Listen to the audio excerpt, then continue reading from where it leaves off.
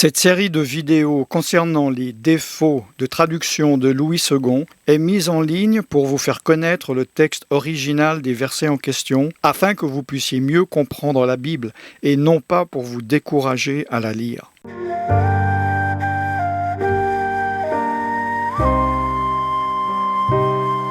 Selon Louis II, Marie, Myriam, la mère de Dieu, la mère biologique de Jésus, Yeshua en hébreu, n'était pas vierge. Je pense que beaucoup tombent des nues, voire de leur siège. Ne regardez pas cette vidéo en conduisant. Et c'est grave. Je vais vous expliquer cela dans cette vidéo. Bonjour, shalom, je suis serviteur de Dieu Alan Rich. Oui, Louis II a encore fait des siennes. Louis II, c'est un traducteur de la Bible, une des plus lues chez les protestants. Et il a fait pas des petites erreurs et pas n'importe où.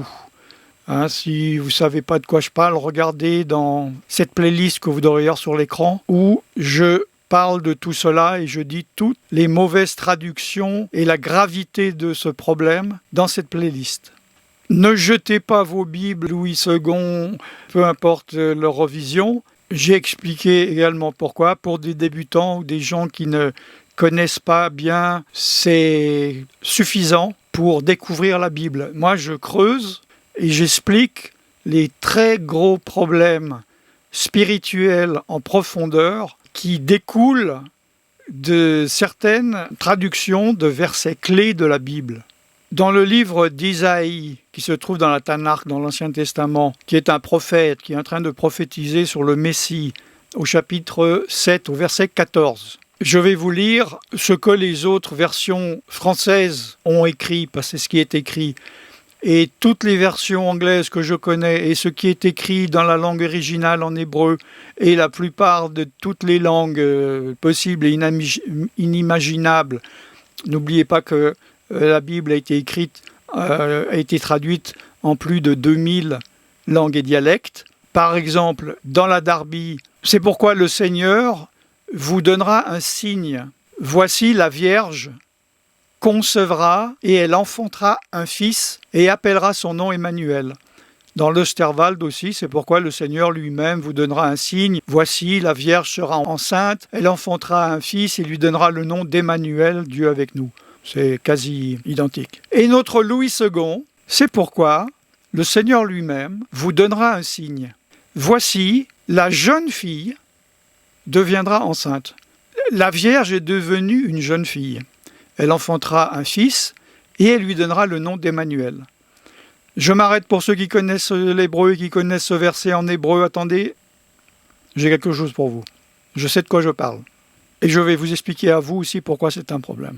Le mot dans ce verset « vierge » ou « jeune fille », selon la traduction de Louis II, en hébreu, c'est « alma ». D'accord ? Par quoi peut être traduit « alma » ? Ce mot veut dire une fille, une jeune fille. Donc, en hébreu, c'est une fille non mariée, mais qui est d'âge où elle peut se marier. D'accord ? Qui est féconde. Parce que une jeune fille non mariée dans la culture juive de l'époque est forcément vierge.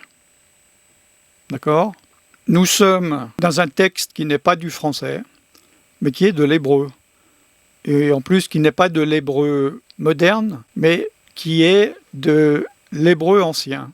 Les mots, la sémantique, est importante. La signification des mots est différente pour les personnes. Mais là aussi, on parle de manière spirituelle. C'est-à-dire, par le Saint-Esprit, qu'est-ce que Dieu a voulu dire ? C'est très, très important. Donc, c'est alma, c'est un dérivé du verbe alam, qui veut dire cacher, couvrir, dans le sens donc vierge, d'accord ? Je ne veux pas trop rentrer dans des détails techniques des mots ou de la racine hébraïque. Vous pouvez suivre, si jamais, les cours de l'hébreu biblique dans les différents lieux sur Internet où je les donne. Il faut vous poser la question, et moi je me pose la question. Et je me pose de plus en plus de questions, je vous le dis, sur Louis II. Plus je connais sa traduction, et puis je le lis depuis 1977. Donc j'ai commencé avec la traduction de 1905, après la 79, après ceci. Bon, après je me suis arrêté, évidemment. Mais il faut essayer de comprendre pourquoi. Il sait très bien au niveau de la traduction, au niveau de la signification du mot, que c'est pas simplement une jeune fille, mais que c'est une vierge. D'autant plus, ne me dites pas qu'il ne sait pas que Myriam était vierge quand même. Il faut se poser la question, mais pourquoi est-ce qu'il fait des choses pareilles? Si vous avez vu ou vous verrez mes autres vidéos, les autres versets clés qu'il a massacrés, quand je me pose la question pourquoi, je crains de plus en plus la réponse, ses motivations. Qui était cet individu? Pour quelle raison a-t-il fait des choses pareilles? Vous pouvez voir ça également, le problème, du point de vue simplement de la logique. Si c'était simplement une jeune fille, n'importe qui. Bon, il dit, le Seigneur va vous donner un signe. Il y a une jeune fille qui deviendra enceinte et elle enfantera un fils et il lui donnera le nom d'Emmanuel. Bon, donc n'importe quelle jeune fille qui appelle son fils Emmanuel pourrait être ce signe. Donc le seul signe de ce verset, c'est qu'une femme appelle son fils Emmanuel. Non mais c'est au-delà de l'absurde.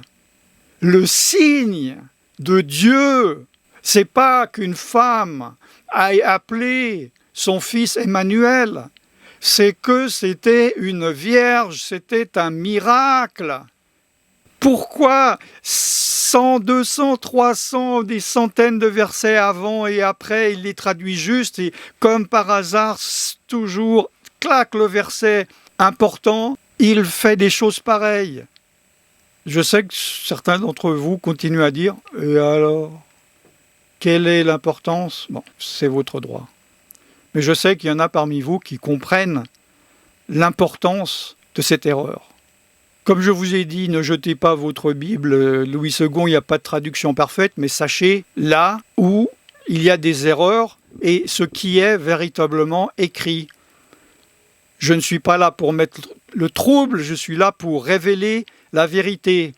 Évidemment, il y en a qui n'aiment pas ça, qui disent « Ouais, mais tu troubles tout le monde. » Après, il y a des gens qui disent « Je ne veux plus lire ma Bible parce que Alan Rich a dit ceci. Arrête de troubler le peuple de Dieu. » Ben, si je trouble le peuple de Dieu en disant la vérité, alléluia, gloire à Dieu.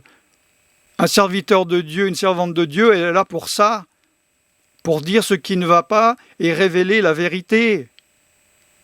Et c'est si on est dans les ténèbres, dans l'obscurité, qu'on est gêné par la lumière.